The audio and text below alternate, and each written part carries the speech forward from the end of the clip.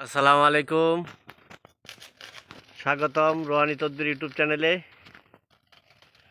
তো দেখেন আমাদের গাছ, একটা খেজুর গাছ। তো এই খেজুর গাছের মধ্যে রস দেওয়ার প্রস্তুতি চলতেছে।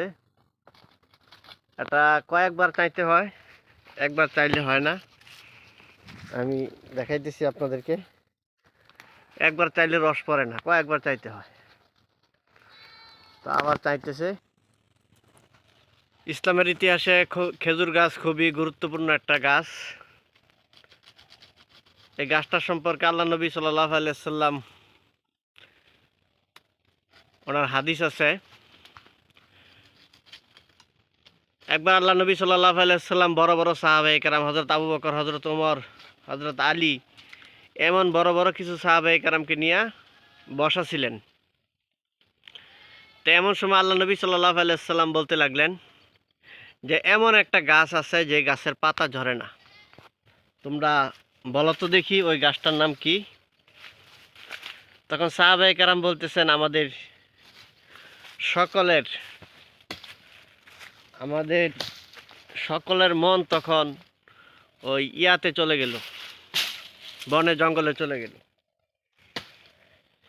যে কোন গাছের পাতা ঝরে না এটা তারা বলতে পারলো না। তো এখানে হযরত আব্দুল্লাহ ইবনে ওমর রাদিয়াল্লাহু তাআলা আনহু, ছোট্ট সাহাবী, উনিও ছিলেন। তো ওনার মনে মনে আসছিল যে খেজুর গাছ হয়তো হইতে পারে। তো উনি বলতেছিলেন, কিন্তু বড় বড় সাহাবায়ে কেরাম সেখানে ছিলেন, তো উনি সেটা বলেন নাই। তখন কোনো সাহাবায়ে কেরাম বলতে পারেন নাই। তখন একটু পরে আল্লাহ নবী সাল্লাল্লাহু আলাইহি সাল্লাম নিজেই বলতে লাগলেন যে সেই গাছটা হলো খেজুর গাছ। তো খেজুর গাছের পাতা কোনোদিন ঝরে না, ঝরে পড়ে না। তো নবী আলাইহিস সালাম হাদিসে পাকের ভিতরে এই খেজুর গাছকে একটা ভালো মুমিন, একটা মুসলমানের সাথে তুলনা করছেন। তো খেজুর গাছ এটা এমন একটা গাছ যে গাছের মূল থেকে কখনো উপরে ওঠে না।